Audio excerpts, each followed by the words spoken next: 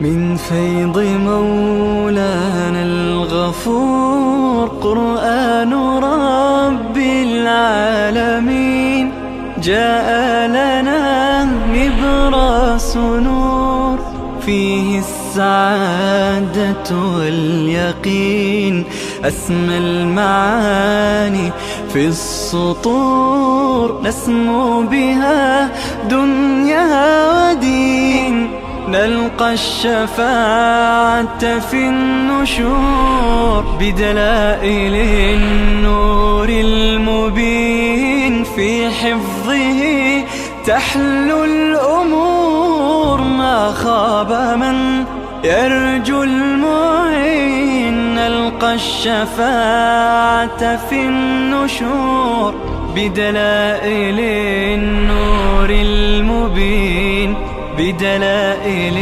النور المبين.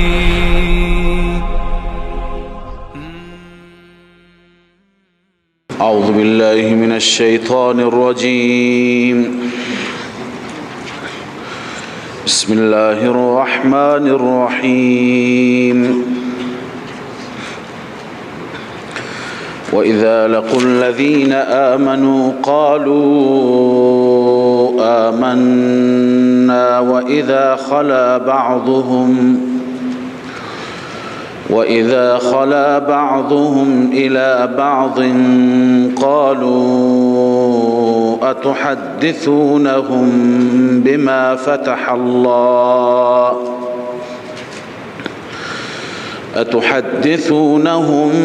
بما فتح الله عليكم ليحاجوكم به عند ربكم أفلا تعقلون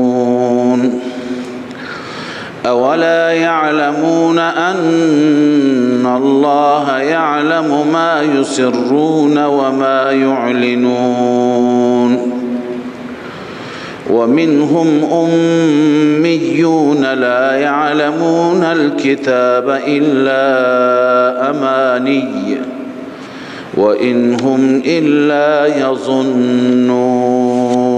صدق الله العظيم. اللهم صل على سيدنا محمد وعلى آله وصحبه أجمعين.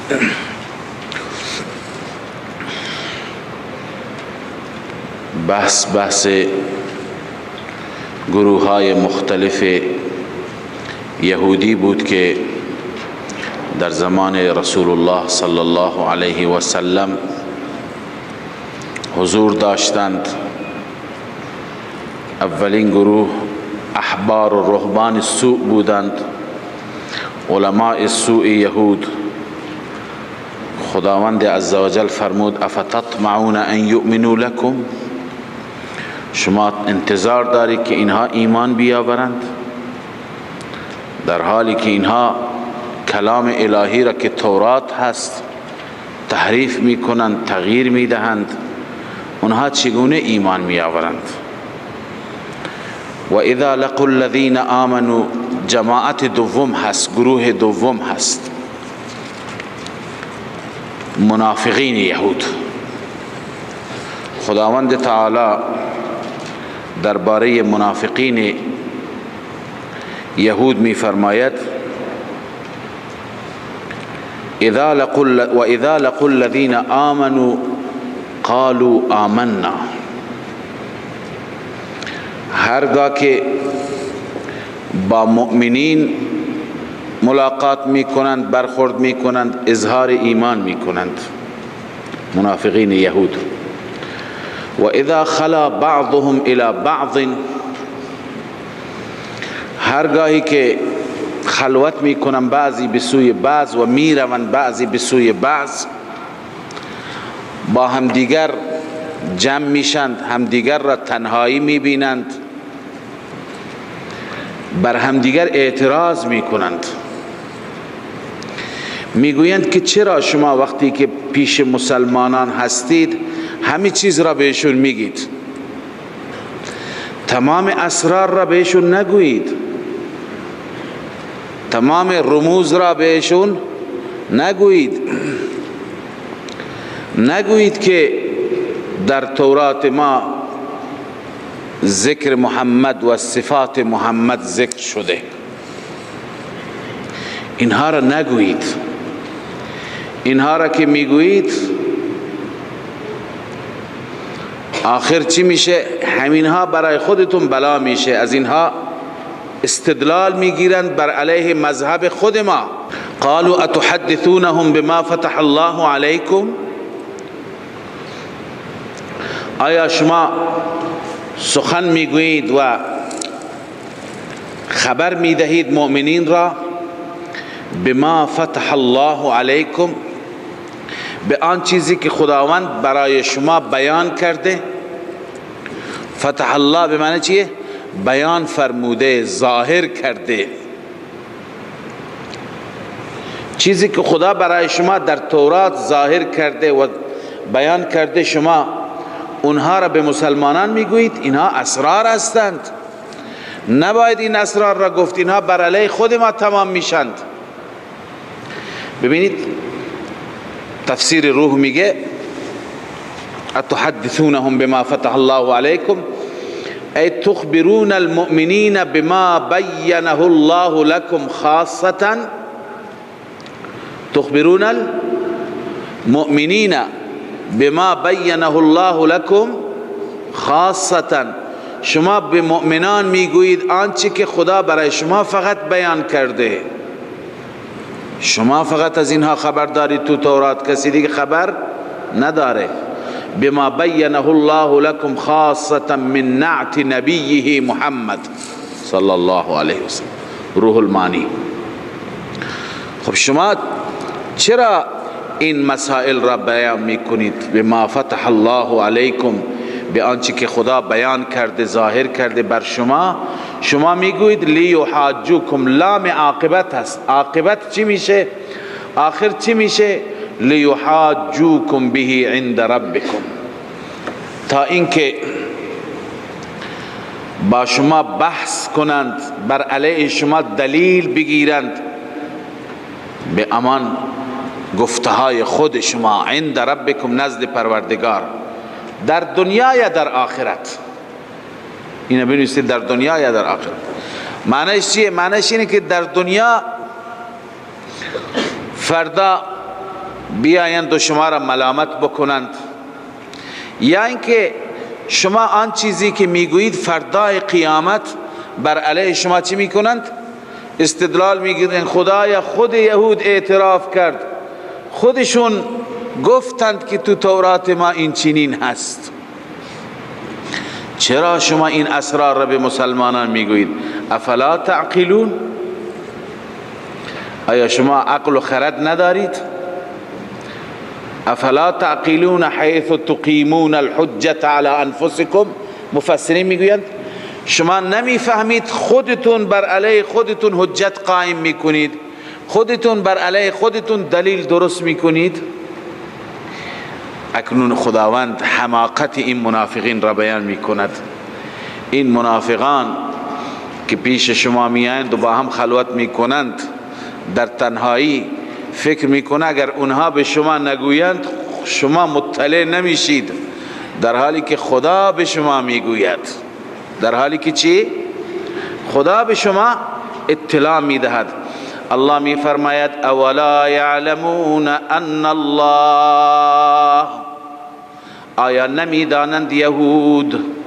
اولا یعلمون، آیا نمیدانند یهود ان الله یعلم ما یسرون و ما یعلنون، خدا میداند هر آنچه که آنها مخفی میکنند، و ما یعلنون، هر آنچه که آنها ظاهر میکنند، علنی میکنند. خدا هم اسرارشان را میداند، هم علنیشان را میداند. یعنی اگر اونها نگویند فحینئذ یظهر الله للمؤمنین، فحینئذ یظهر الله للمؤمنین، خداوند برای مؤمنین ظاهر می کند، آشکار می کند. ما ارادو خفاءه، آنچه که اونها می خواستن مخفی بکنند خدا ظاهر می کند بواسطه الوحی الی النبی صلی الله علیه وسلم، خدا چگونه ظاهر میکند؟ به پیغمبرش وحی میکند. فیحصل المحاجه، پس محاجه حاصل میشه، یعنی دلیل گرفتن بر علیه اونها خود به خود چی میشه؟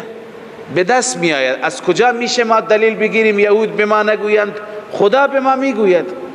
خدا به ما خبر میدهد و گفته که در تورات نعت محمد و وصف محمد صلی الله علیه و سلم ذکر شده. به هر حال این حماقت یهود بود. گروه دوم یهود، گروه دوم کیا بودند؟ منافقان یهود. گروه سوم کی بودند؟ عامه یهود، عموم مردم. الله تعالی اینجا و منهم امیون گروه سوم را ذکر می کند. الله می فرماید و منهم امیون، بعضی از یهود هستند امی هستند، یعنی ناخوانند، بی سوادند. لا یعلمون الکتاب، کتاب را نمی دانند، هیچ چیزی از کتاب خبر ندارند، یعنی از تورات. الا امانیه، مگر یک سری خیالات باطل. امانی میگه آرزوها، آرزوهای خیالات دروغین، اکاذیب بنویسید. امانی یعنی چی؟ اکاذیب، دروغهایی، یک سری خیالات بیجایی. اون خیالاتشون چی بود؟ عوام یهود به ذهن عموم مردمشون این را نشونده بودند و ترسیم کرده بودند که خداوند شما را می بخشد، چون که پدران شما همه پیغمبرانند، شما از نسل انبیا هستید، شما عمل بکنید نکنید، خوب باشید نباشید، آخر پدران شما نمی گذارند شما به جهنم بیفتید. این امانی بود. امانی یعنی انتظارات بیجا، خیالات فاسد. تفسیر بحر المحیط میگه و امانیهم ان الله یعفو عنهم، هیچی عمل نمی کنه، ایمان نمی آورد، اما آرزویش چیه؟ آرزویش اینه که خداوند او را معاف میکنه. اونها را چی میکنه؟ ان الله یعفو عنهم، خداوند معافشون میکنه. و یرحمهم، بر اونها رحم میکنه. ولا یؤاخذهم بخطایاهم، به خاطر خطاها خدا مؤاخذهشون نمیکنه. و ان آباءهم الانبیاء یشفعون لهم، امانی و انتظارات بیجا این بود که پدرانشان که پیغمبران هستند چی میکنند؟ شفاعت میکنند. خب ببینید اینجا هم یک نکته عرض میکنم. عرض کردم که نمونه های یهود در این امت هم هستند. حضرت اساتید میفرمودند رحمهم الله که در این امت در ذهن بسیاری از عموم مردم هم امانی ایجاد کردند، خیالات ایجاد کردند. گفتند که شما مثلا با فلان مرشد اگر بیعت بکنید فقط بیعتتون کافیه، نماز نخونید، قرآن نخونید، خدا را یاد نکنید، هر کاری بکنید، چون که شما بیعت دارید اینها نمیگذارند شما روز قیامت شما را عذاب بده، شما به جهنم برید. در حالی که افرادی که بیعت میکنن برای چی بیعت میکنن؟ که پایبند باشند. ولی این امانی چیکار میکند؟ پایبندی اونها را کم میکند. میگه شما هر چی که انجام میدهید انجام بدهید، هیچ مشکلی برای شما نیست. لذا این یک نوع امانی، انتظارات. انسان فکر بکنند من فلان نسبت را دارم لذا هیچ نکنم، هیچ عملی نکنم، یا بگوید که من اینقدر عمل کردم لذا بسه. خیلی از افراد هستند که بظاهر درویشند اما نماز نمیخونند، میگویند ما اینقدر کردیم، اینقدر عمل کردیم که بسمون هست. این فریب شیطان هست. رسول الله صلی الله علیه و سلم را الله چی میگه؟ واعبد ربک حتی یأتیک الیقین. یقین همه مفسران تفسیر کردن موت، تا لحظات موت خدا را پرستش کن. رسول الله صلی الله علیه و سلم مریض هست، 2 نفری اون را از بازوی راست و چپ میگیرند و آن حضرت به طرف مسجد که میرود پاهای مبارک کش میخورد، ولی خودش را به نماز میرساند. آخرین لحظات میخواد بره به مسجد، بلند میشه باز قش میکند، دوباره بلند میشه قش میکند، 3 باره، تا جایی که در توانش هست میخواد عبادت خدا را انجام بده. اما بعضی هستن میگن ما بخشیده شدیم، ما به یقین رسیدیم. العیاذ بالله. اینا چیه؟ امانی، اکاذیب، خیالات فاسد. لذا الله می فرماید و منهم امیون، بعضی از آنها هستند امی ها، لا یعلمون الکتاب الا امانی، کتاب را یعنی تورات را، از تورات چیزی حالیشون نیست، درک نمی کنند، متوجه نمی شوند، الا امانی، مگر اکاذیب هستند، مگر خیالات فاسده هستند. و انهم الا یظنون، نیستند این گروه، این انسان ها مگر گمان می کنند. یک سری گمان هایی دارند، ظن و گمان هست، دیگه چیزی دیگه در وجودشان نیست. این گروه سوم بود. گروه چهارم علماء محرفین، علمایی که تورات را با دستان خودشون تغییر دادند. الله عزوجل برای این علماء سو که تحریف میکنند و حکم خدا را جابجا میکنند، برای اینها هلاکت و ویل میفرستد. الله میفرماید فویل للذین یکتبون الکتاب بأیدیهم، ویل و هلاکت برای کسانی که یکتبون الکتاب، کتاب خدا را با دستهایش خودشون می نویسند، یعنی به تصویر انفسهم لهم ذالک، یعنی او چیزی که نفسشان برایشون مزین می کند، زیبا می کند، نفس آراسته می کند، او را به خور مردم می ده، میگه این دستور خداست، از خود ایجاد می کند و به عنوان دستور خدا معرفی می کند. بعدم به مردم چی می گویند؟ ثم یقولون، بنویسه به عموم مردم می گویند. به عموم مردم چی می گویند؟ ثم یقولون هذا من عند الله، این از طرف الله است، این کلام محرف، این از طرف خداست. چرا این کار را میکنن؟ لیشتروا به ثمنا قلیلا، علت این استا میخواهند بگیرن به وسیله این پول اندکی در مقابل آخرت اندک است، ورنه پول کلانی میگرفتند، پول اندکی بگیرند. فویل لهم مما کتبت ایدیهم، ویل هلاکت برای آنها به سبب آنچه که دستهایشون نوشت، و ویل لهم مما یکسبون، ویل و هلاکت برای آنها از آنچه که اونها کسب کردند، اونچه که کسب کردند خداوند ویل و هلاکت میفرستد. این گروه چهارم بود، ملاهای محرف، کسانی که کتاب خدا را تغییر دادند، کسانی که در دین ما باشند، در دین اسلام باشند، قرآن را تغییر بدن، تحریف بکنند، شرک را ترویج بدهند، مردم را به سوی خرافات فرا بخوانند، تفسیر بالرأی بکنند، تفسیر انحرافی بکنند، اونها هم مصداقند. ویل لهم مما یکسبون، بخاطر این عمل کرد، این کسب، این کار، خداوند ویل و هلاکت میفرستد. و قالوا لن تمسنا النار، این گروه پنجم اینجا هستند.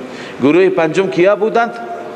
آقازاده ها بودند، اونهایی که می گفتند ما به هر حال صاحب زاده ایم، ما پیغمبر زاده ایم، افتخار به آبا و اجداد، خودش هیچ عملی نمی کند. اینها می گفتند هر کسی که مثل ما باشد به جهنم نمیره. پدران نمی گذارند، فرزند نوح میره، ولی شما نمیرید که نسبت با انبیا دارید. پدر حضرت ابراهیم میره. الله می فرماید وقالوا لن تمسنا النار، می گفتند جماعت خامسه، می گفتند لن تمسنا النار، آتش به ما نمی رسد، آتش جهنم به ما اصابت نمی کند الا ایاما معدوده، مگر ایام معدودی. ایام معدود چند روز بود؟ 40 روزی که گوساله پرستی کردیم. خداوند می فرماید قل اتخذتم عند الله عهدا، آیا شما نزد خداوند عهدی دارید، پیمانی دارید که فلن یخلف الله عهده، هرگز خداوند خلف وعد نمی کند، خلف عهد نمی کند. آیا عهدی دارید؟ نشون بدید. ببینید عهد خدا چیه؟ عهد خدا لا اله الا الله هست. شما دارید؟ ندارید. قال ابن مسعود عهد بالتوحید، عهدی که عهد توحیدی باشه شما دارید؟ شما به توحید خدا اعتراف کردید؟ یدل علیه قوله تعالی، ما از کجا میگیم عهد توحید؟ از خود نمیگوییم، آیه اشاره دارد الا من اتخذ عند الرحمن عهدا، این را خدا استثناء فرموده که به عذاب گرفتارش نمی کند. من اتخذ عند الرحمن عهدا، تفسیرش چیه؟ یعنی قوله لا اله الا الله، هر که بگه لا اله الا الله، به این اعتقاد داشته باشه، باور داشته باشه، به مقتضیاتش عمل بکنه، او را خدا به جهنم نمی برد. معالم التنزیل. ابن عباس جالبتر تفسیر می کند قل اتخذتم عند الله عهدا، آیا شما با خدا عهد دارید؟ یعنی چه؟ و روی عن ابن عباس رضی الله عنهما، از رئیس مفسران این گونه روایت شده که ان معنی الآیه، معنای آیه این است هل قلتم لا اله الا الله و آمنتم و اطعتم، آیا شما لا اله الا الله گفتید، ایمان آوردید، اطاعت کردید که چنان خاطرتون جمع و مطمئن میگویید که ما را خدا عذاب نمیده؟ خدا اونهایی را عذاب نمیده که به توحید ایمان داشته باشند، به اقتضاء توحید عمل بکنند. لذا الله می فرماید ام تقولون علی الله ما لا تعلمون، یا اینکه خداوند بر خدا میگید آنچه که نمیدانید، یعنی بهتان، افترا از خود درست میکنید. خدا کجا با شما عهدی بسته؟ شما که لا اله الا الله نگفتید، شما که مشرکید، موحد نیستید. اکنون خداوند ضابطه را بیان میکنه، قانون را بیان میکنه. قانون با آقازاده و ولیزاده و پیغمبرزاده و آخونزاده کاری ندارد. قانون خدا اینه، دستور خدا اینه. الله می فرماید بلا من کسب سیئتا، هر کسی که کسب کند، به دست بیاورد، سیئتا، سیئه کسب کند. سیئتا تنوین للتعظیم هست. سیئه به معنی شرک، یعنی هر کسی که شرک انجام بده. شرکا عن ابن عباس، ابن عباس اینجا سیئه را چی تفسیر کرده؟ کسی شرک مرتکب بشه، هر که باشه، و احاطت به خطیئته، خطاهایش او را احاطه بکند، گناهانش او را احاطه بکند، یعنی گناه زیاد داشته باشد، پرونده اش پر از گناه باشد. فاولئک اصحاب النار، نتیجه شرک و گناه. فاولئک اصحاب النار، این افراد، این گروه اهل نار هستند، مال جهنمند. هم فیها خالدون، اینها در آن جهنم همیشه ماندگار، همیشه خلود. والذین آمنوا وعملوا الصالحات، الله می فرماید کسانی که ایمان بیاورند، یعنی قوه اعتقادی، اعتقاد درست، اعتقاد راسخ داشته باشند، و عملوا الصالحات، قوه عملیه یعنی عمل صالح انجام بدهند، هم ایمان هم عمل صالح، اولئک اصحاب الجنه، نتیجه اینها اهل بهشت هستند، اصحاب جنت هستند، هم فیها خالدون، همیشه در اون جنت میمانند، ماندگار هستند، همیشه در جنت ماندگار هستند. اینجا ببین قانون بیان شد، ضابطه بیان شد، هم برای مشرکان هم برای موحدان، هم برای کافران هم برای مؤمنان. کافر ایمان ندارد، شرک دارد، عمل صالح ندارد، خطا دارد، گناه دارد. مؤمن چی؟ ایمان دارد، اعتقاد دارد، توحید دارد و همچنین عمل صالح. ولی یک نکته بسیار لطیفی و ظریفی علامه آلوسی که رحمت خدا بر او باد اینجا بیان کرده. واقعا یکی از مفسران بسیار مسلط و مفسری که بسیار چون در متأخرین هست و تمام نکته ها و محاسن متقدمین را هم جمع کرده و علاوه از این نکات بسیار خوبی و جالبی در تفسیر خودش دارد، تفسیر روح المانی آلوسی. ایشون اینجا یک نکته بیان فرموده، گفته ببینید اینجایی که سیئه بیان شده و احاطت به خطیئته، بر این مرتب شده فاولئک اصحاب النار هم فیها خالدون، یکی جهنم و یکی خلود جهنم. جهنم و خلود جهنم بر چی مرتب شده؟ بر شرک و گناه.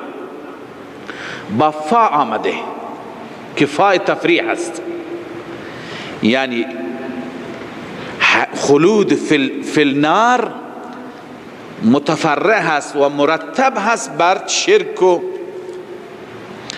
گناه. یعنی هر کسی شرک بکند، هر کسی گناه بکند، به سبب اون شرک و به سبب اون گناه همیشه در جهنم میماند. اما اینجا که بحث بهشتی ها هست فا نداریم، فا نیست. چیه؟ والذین آمنوا وعملوا الصالحات اولئک اصحاب الجنه، فاولئک نگفته. معنیش چیه؟ معنیش اینه که خلود در جنت بر ایمان و عمل صالح مرتب نیست، بلکه خلود در جنت به لطف و احسان رب است. خلود در جنت چیه؟ به لطف و احسان رب هست. خلود در نار بر مرتب است بر شرک و بر گناه. اما خلود در بهشت، اینکه انسان به بهشت میره، الله بر کسی لطف میکنه، انسانی این به سبب عملش نیست، به سبب ایمانش نیست، الله عزوجل بر او فضل میفرماید. مفهوم حدیث هم همینه، بر او لطف میفرماید. به این خاطر فاء تفریع اینجا ذکر نشده. و اذ اخذنا میثاق بنی اسرائیل لا تعبدون الا الله. خداوند اینجا میثاق بنی اسرائیل را یاد می کند. نکته سوم بود، بحث سوم بود که در بحث سوم گفتیم که خباثت های بنی اسرائیل موجود، اونهایی که در زمان رسول الله صلی الله علیه و سلم بودند، درباره اونها خداوند بیان می‌فرماید. الله می‌فرماید و اذ اخذنا میثاق بنی اسرائیل، زمانی که ما پیمان گرفتیم از بنی اسرائیل. پیمان چی بود؟ ببین این پیمان در کجا گرفته شد؟ این پیمان در تورات هست. پیمان این بود لا تعبدون الا الله، تشریح میثاق. اول حقوق الله، عبادت نکنید هیچ هستی را، هیچ ذاتی را بغیر از الله. دوم و بالوالدین احسانا. بعد از حقوق الله حقوق العباد. ای احسنو، احسانا مفعول مطلق چیه؟ احسنو. احسنو بالوالدین احسانا، با پدر و مادرتان نیکی کنید، احسان کنید. و همچنین با بقیه ذوی القربا. و ذی القربا والیتاما والمساکین، با خویشاوندان، با یتیم ها، با مسکین ها. هم معاملتون را با خدایتون خوب کنید، درست کنید. کسی را به غیر از رب پرستش نکنید، از کسی نخواهید، از کسی استمداد و استعانت نطلبید. این عبادت است. و همچنین نسبت به خویشاوندان ذوی الارحام چی باشید؟ محسن باشید. و سوم سیاست مدنیه، تو شهرتون با مردم خوش رفتار باشید، در آداب، در معاشرت، در معاملات خوب باشید. و قولوا للناس حسنا، و بگویید به مردم حسنا، ای قولا حسنا، قول زیبا، سخن زیبا، سخن نیک، خوش رفتار، خوش اخلاق. اینها را از بنی اسرائیل خواسته بودیم و پیمان گرفته بودیم. سوم اصلاح نفس.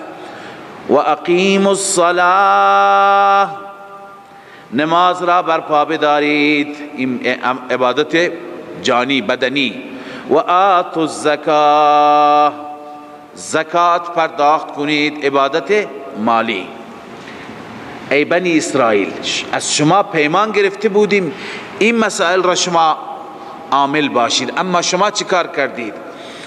الله می فرماید ثم تولیتم الا قلیلا منکم، سپس شما اعراض کردید، شما پشت دادید، شما عمل نکردید. الا قلیلا منکم، مگر اندکی از شما. این اندک کی بود؟ امثال عبدالله ابن سلام و اصحاب و مقتدیان او بودند. بقیه شما بنی اسرائیل موجود، بنی اسرائیل مخاطب، شما پشت دادید و انتم معرضون، در حالی که معرض بودید، روی گردان بودید از این دستورات رب العالمین. و یکی از خباثت های شما، یکی از امراض شما و خیانت های شما این بود که شما پیمان هایی که در تورات داشتید، چه این پیمان ها نسبت به حقوق الله، چه نسبت به حقوق بندگان، این پیمان ها را شکستید، پیمان ها را نقض کردید. اون پیمان ها چی بودند؟ و اذ اخذنا میثاقکم لا تسفکون دماءکم، یاد کنید آن زمانی را که الله میگوید اخذنا میثاقکم، ما پیمان گرفتیم از شما، لا تسفکون دماءکم، خون ریزی نکنید، خونهای خودتون را نریزید. ولا تخرجون انفسکم، و بیرون نکنید خودتون را، برادران خودتون را، من دیارکم، جلاوطن نکنید، تبعید نکنید، اخراج نکنید.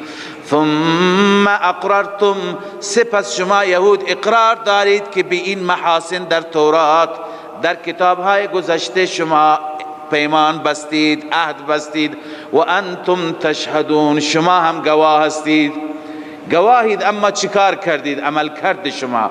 ثم انتم هؤلاء تقتلون انفسکم، اما شما این یهودی ها، این یهود موجود بنو قریظه و بنو نذیر، تقتلون انفسکم، هم دیگر را میکشید، خودتون را میکشید. ای یقتل بعضکم بعضا، بعضی از شما بعضی را میکشید. بالاثم والعدوان، گاهی یکی را میکشند از روی حق، اما شما بالاثم والعدوان، با اسم و عدوان، یعنی با گناه و تعدی شما هم دیگر را میکشید. ببین یکی را اگر بکشیم به دلیل حقوق الله حقش هست، مثلا مرتد شده، اما اگر بدون اون باشد چیه؟ اسم است. یکی دیگر را میکشیم به دلیل حقوق العباد، انسانی را کشته او را میکشیم، این حقش هست. اما بدون حقوق العباد چیه؟ عدوان هست، تعدی هست. لذا بالاثم والعدوان بنویسید بدون حقوق الله و بدون حقوق العباد. حق بنده نیست او را میکشی بر او، حق خدا نیست که او را بکشی، او را میکشی. لذا شما عجیب انسانهایی هستید که پیمان بستید و پیمان را نقض کردید.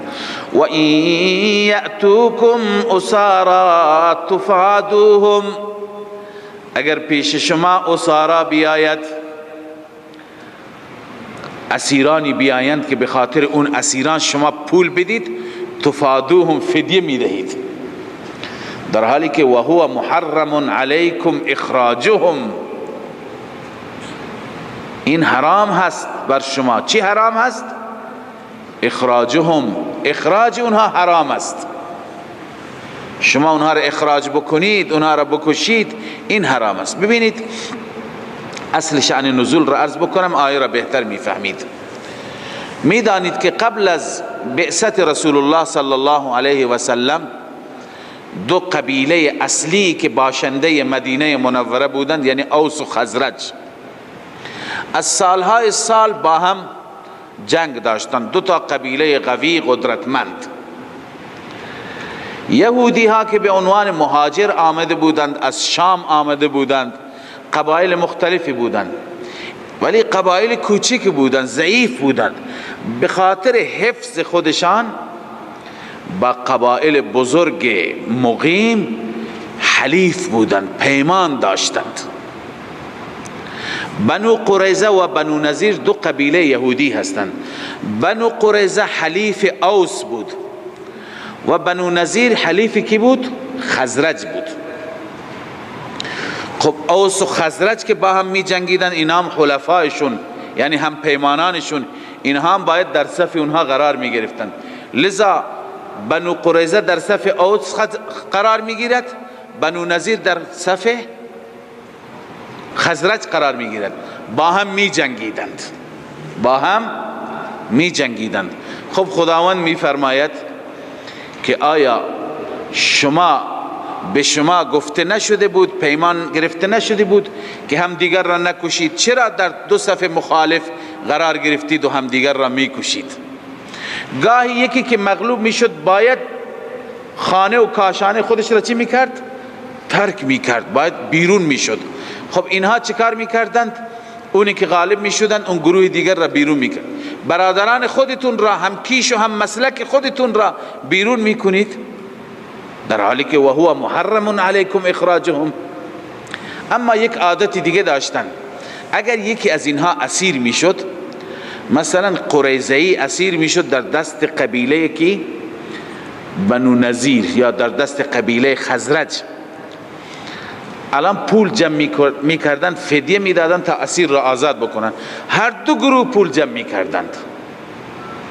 خب این اسیر از دشمن شماست، این از قبیله قریظه هست، در مقابل بنو نذیر است. می گفته این دستور تورات است که هرگاه از ما یهود اسیری بود، ولو اینکه دشمن بود، باید آزادش بکنیم. خداوند اینجا میگه که عجب، افتؤمنون ببعض الكتاب و تکفرون ببعض، یک بخش تورات را عمل میکنی، یک بخشش را عمل نمیکنی. فقط در بحث اسارت و آزادی اسیر پول جمع میکنید، ولی اینکه خداوند گفته هم دیگر را نکشید، این عمل نمیکنید. خدا می گفته هم دیگر را بیرون نکنید، این عمل نمیکنید. خب شما چرا نقض پیمان میکنید؟ شما با خدا پیمان بستید که شما اینها را نقض نکنید.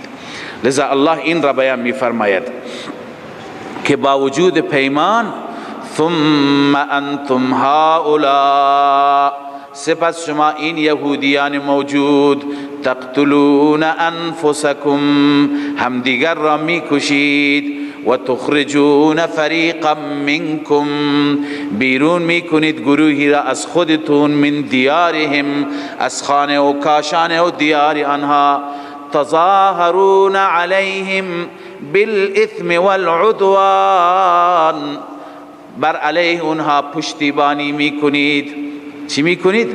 پشتیبانی میکنید بالاثم والعدوان، به گناه و تعدی. و این یأتوکم اسارا تفادوهم، اگر بیاید پیش شما اسیران شما فدیه میدهید، در حالی که و هو محرم حال است از ضمیر چی؟ از ضمیر تخرجونه، خارج میکنید در حالی که اون اخراج محرم است، حرام است بر شما اخراجشان. افتؤمنون، اینجا زجر توبیخ و استفهام تقریری. افتؤمنون ببعض الكتاب و تکفرون ببعض، آیا شما ایمان می آورید به بخشی از کتاب؟ بنویسید فدیه. بخشی از کتاب چیه؟ فدیه. و تکفرون ببعض، به بعضی دیگر کفر میکنید. بنویسید قتل و اخراج. قتل و اخراج را کفر میکنی، فدیه را ایمان داری. فما جزاء من يفعل ذلك منكم الا خزي في الحياة الدنيا. الله می فرماید نیست جزای کسی که این کار را از شما می کند مگر رسوایی در زندگی دنیا.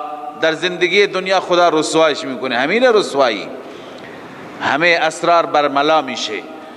و یوم القیامت یردون الى اشد العذاب، اون نتیجه دنیوی و این نتیجه اخروی. الله می فرماید در روز قیامت برگردانده می شوند به سخت‌ترین عذاب. آلوسی میگه المراد الخلود فی النار، مراد اینه که همیشه در جهنم میمانند. وما الله بغافل عما تعملون، خداوند غافل نیست از اعمال شما، از عمل کرد شما غافل نیست.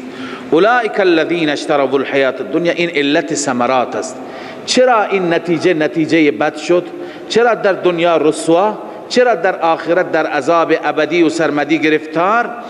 خداوند میفرماید دلیلش اینه.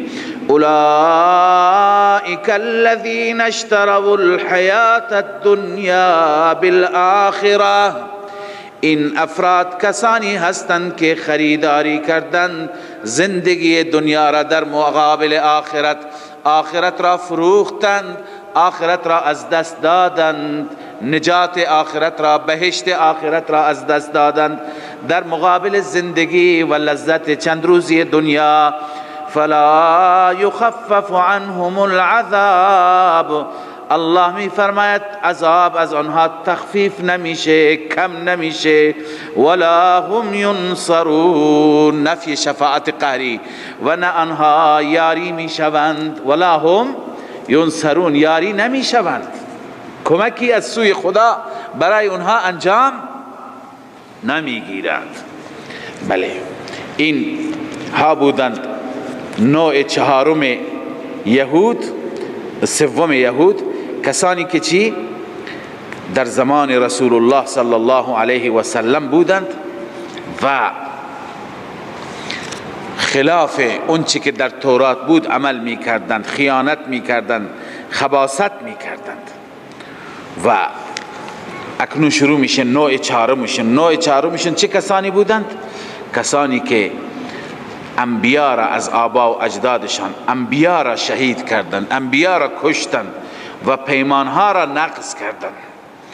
ابتداء الله تعالی می فرماید ولقد آتینا موسی الکتاب و قفینا من بعده بالرسل، به درستی که ما دادیم به موسی علیه السلام کتاب و قفینا، پشت سر او فرستادیم، اتبعنا، پشت سر او فرستادیم، من بعده بالرسل، رسول دیگر را. پشت سر موسی علیه السلام اکثر انبیا که آمدند شریعت موسی را داشتند، به کتاب تورات تبلیغ کردند. حتی بعضی ها گفتند 4000 پیغمبر بعد از موسی تا زمان عیسی چقدر؟ 4000 پیغمبر بودند که اینها به دین موسی تبلیغ کردند. الان مقایسه بکنید که کسانی که صحابه‌ای که تبلیغ کردند به طرف دین محمد صلی الله علیه و سلم و پیغمبرانی که به دین موسی تبلیغ کردند، امروز نتیجه را ببینید.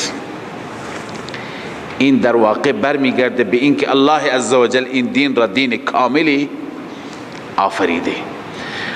4000 پیغمبر و اکثر پیغمبران عرض کردم که مبلغ تورات بودند، ادامه دهنده همون شریعت موسوی بودند. حضرت هارون، حضرت زکریا، حضرت یوشع، حضرت حزقیل، همه این پیغمبران. لذا الله عزوجل می فرماید که و آتینا عیسی ابن مریم البینات، ما دادیم به عیسی ابن مریم.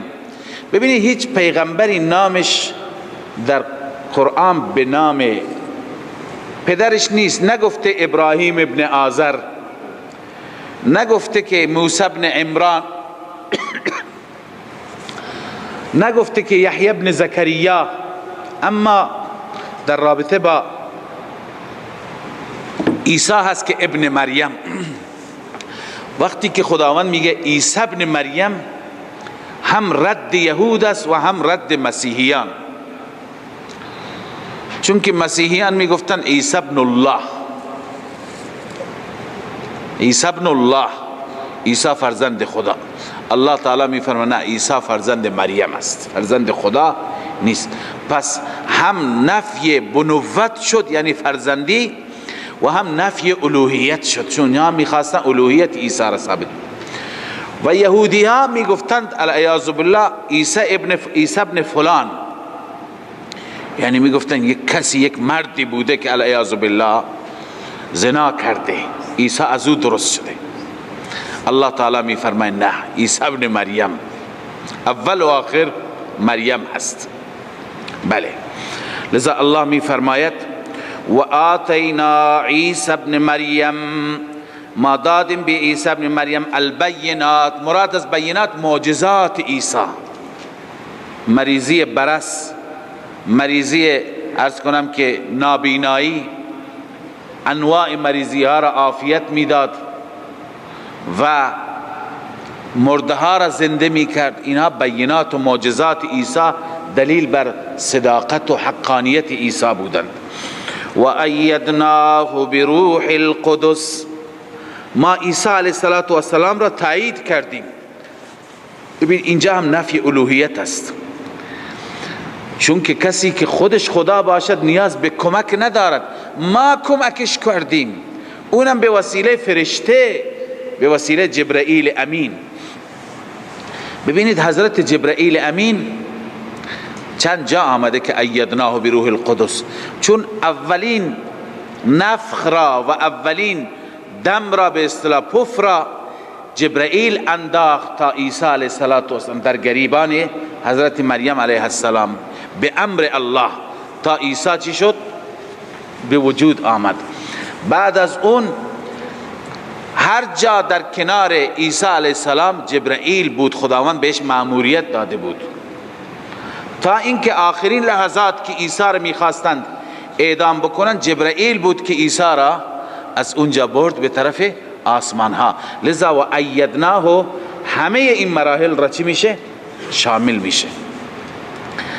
اما خداوند میفرماید که شما بنی اسرائیل شما چرا قبول نمی کنید همه انبیاء خدا را؟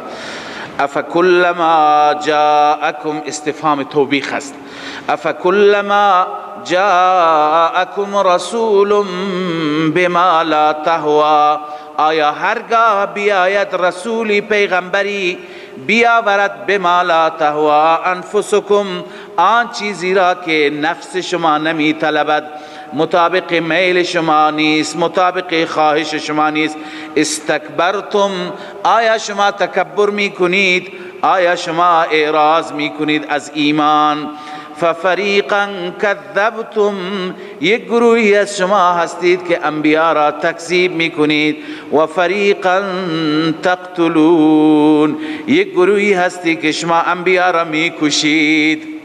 خیلی هستند که از بنی اسرائیل که چکار می کردند؟ انبیاء را شهید کردند. اینجا خداوند عزوجل میفرماید که چرا شما این کار را میکنید؟ و قالوا قلوبنا غلف. اینا چه جواب دادن؟ میگفتن قلوبنا غلف، دلهای ما در غلاف است، یعنی غلاف دلهای ما را احاطه کرده، هیچ چی توشون نمیره، برای ما تبلیغ نکن. عبدالله ابن عباس رضی الله عنهما گفته قلوبنا غلف یعنی قلوبنا ممتلئه علما، دلهای ما پر از علم هستند. لا تحتاج الى محمد، نیاز به بیان و سخنرانی محمد نداره، ما همه چیز خودمون بلدیم. الله میفرماید این زجر قولی هست. الله میفرماید نه، علتی نیست که دلشون پر از علمه، پر از نور و معرفته، بلکه علت اصلی اینه بل لعنهم الله، بلکه لعنت فرموده الله آنها را خداوند لعنت فرموده به کفرهم، به سبب کفرشان. فقلیلا ما یؤمنون، بسیار اندک هستند اونهایی که ایمان می آورند، اینها ایمان نمی آورند. ولما جاءهم، گروه پنجم هستند. گروه پنجم کسانی که در زمان رسول الله بودند و رسول الله را تکذیب کردند، به جای تایید قبول نکردند. الله می فرماید ولما جاءهم کتاب من عند الله، زمانی که آمد پیش آنها کتابی از جانب الله، کتابی که مصدق لما معهم، تصدیق کننده آنچه که با اونها بود. قرآن تورات را تایید کرد، تورات را تصدیق کرد. چگونه تصدیق کرد؟ قبلا خواندیم، یعنی مطالب تورات، مطالب توحیدی تورات را قرآن هم بیان کرد. اما وكانوا من قبل يستفتحون على الذين كفروا، همین یهود قبل از آمدن پیغمبر چیکار میکردند؟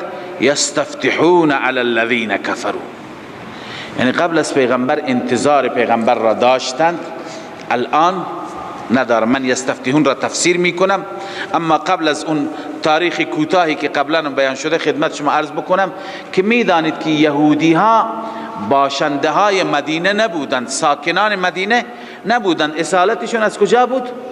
از شام بود، چون که در تورات خوانده بودند و کتاب آسمانی خوانده بودند که پیغمبر موعود و پیغمبر خاتم و آخر زمان مبعوث میشه و هجرت میکند به یثرب. نام قدیمی مدینه چی بود؟ یثرب بود. هجرت میکنه به یثرب. اونجا گروهی هستند دوستان خدا که او را یاری میکنند، اونها اهل بهشتند، یعنی انصار مدینه. پدران یهود، آبا و اجداد یهود به این نیت پاک هجرت کرده بودند، آمده بودند یثرب، زندگی یثرب را، ملک سرسبز شام را گذاشتند، بهشت روی زمین را که شام هست و بعضی میگه عروس روی زمین، عروس روی زمین را گذاشتند و آمدند به مدینه که چی؟ که فردا میاد ما جز انصار او باشیم. لذا پدران، آبا و اجداد نسل در نسل انتظار بکش تا اینکه در زمان یهود مخاطبین قرآن رسول الله صلی الله علیه و سلم مبعوث شد. اینجا که مبعوث شد، گروهی که از قبل انتظار میکشیدند، مخلصین مؤمنین مثل عبدالله ابن سلام، وقتی که آمدند علائم را دیدن ایمان آوردند، گفتند بله این پیغمبر همون پیغمبر موعوده. اما اکثرا ایمان نیاوردند، فقلیلا ما یؤمنون. خب خداوند میفرماید خود شما تا دیروز برای مردم بیان میکردید، تا دیروز برای مردم بیان میکردید که چی؟ پیغمبر میاد. خب امروز که آمد چرا ایمان نمی آورید؟ الان اینجا اختلاف بر این تفسیر هست، تفسیر یستفتحونه، که یستفتحون به چه معنی هست؟ بعضی از علماء ما اینجور تفسیر میکنند که یهود قبل از آمدن پیغمبر طلب فتح می کردن بر علیه کفار. یستفتحون یعنی چی؟ طلب فتح می کردن. چگونه طلب فتح می کردند؟ یعنی هر وقتی که با کسی می جنگیدن می گفتند خدایا به طفیل اون پیغمبری که موعود هست و پیغمبر آخر زمان هست، به برکت و به طفیل او ما را فتح نصیب بفرما. یعنی توسل. متوجه هستید؟ بعضی از مفسرین این معنا را گرفتند و این معنا را انتخاب کردند، اما بعضی دیگر از مفسرین من جمله شیخ ما شیخ حسین علی رحمه الله تفاسیر معتبر مثل روح المانی، مثل بحر المحیط علامه اندلسی، اونها میگه اینجا به معنای توسل و استفتاح نیست. یستفتحون، عرض کنم که اینجا سین به معنی طلب نیست، یستفتحون به معنی یفتحون. مثل استقر به معنی قرار گرفت، نه اینکه طلب قرار کرد. استقر به معنی چی؟ قرار گرفت. خیلی جا هست که سین استفعال معنا نمیده. شما همین امروز آیه ای را خواندید، این آیه هم معنای اون آیه هست. اون چیه؟ قالوا اتحدثونهم بما فتح الله علیکم. منافقین به هم دیگه میگفتن، یهود به منافقین میگفتن آیا به پیغمبر میگویید بما فتح الله؟ فتح الله را چی ترجمه کردیم؟ بین الله، اون چیزی که خدا برای شما بیان کرده. پس اینجا هم وکانوا من قبل یستفتحون، قبل از این چی کار میکردند؟ یستفتحون، بیان میکردند علی الذین کفروا، بر کفار، بر مشرکان. قبل از آمدن پیغمبر بیان میکردند، میگفتند که مردم پیغمبر موعود این شهر میآید. یستفتحون پس به معنی چی؟ ظاهر کردن، بیان کردن. ببینید علامه آلوسی و بحر المحیط چی نوشته؟ ای یعرفون المشرکین، یعرفون برای مشرکین معرفی میکردن و میگفتن ان نبیا یبعث منهم، پیغمبر از میان اونها چی میشه؟ مبعوث میشه. و قد قرب زمانه، اون زمان نزدیکه. به کفار، به مشرکان میگفتن پیغمبر از میان شما مبعوث میشه، از بنو اسماعیل مبعوث میشه، اون زمان دیر نیست، زود میاد. پس این معنی و کانوا من قبل یستفتحون، یعنی قبل از این برای مردم چی میکردند؟ بیان میکردند. اما الان خدا میفرماید شما تا دیروز برای مردم بیان میکردید. فلما جاءهم ما عرفوا کفروا به، وقتی که اون پیغمبر آمد آنچه را که این یهود شناختند، آمد اون کسی را که یهود را چی میکردند؟ می شناختند، با علائم می دانستند که پیغمبر هست. کفروا به، کفر کردند. ای ستروا الحق عنادا، کفروا یعنی چه؟ ستروا الحق عنادا، عنادا حق را پوشیدند. الله می فرماید فلعنت الله علی الکافرین، نتیجه کفر اینه که لعنت خدا بر کافران، یعنی از رحمتهای خدا بدور، از رحمتهای خدا فاصله دارند. صدق الله مولانا العظیم. من فيض مولانا الغفور قرآن رب العالمين، جاء لنا نبراس نور فيه السعادة واليقين، أسمى المعاني في السطور نسمو بها دنيا ودين، نلقى الشفاعة في النشور بدلائل النور المبين، في حفظه تحلو الأمور، ما خاب من يرجو المعين، نلقى الشفاعة في النشور بدلائل النور المبين، بدلائل النور المبين.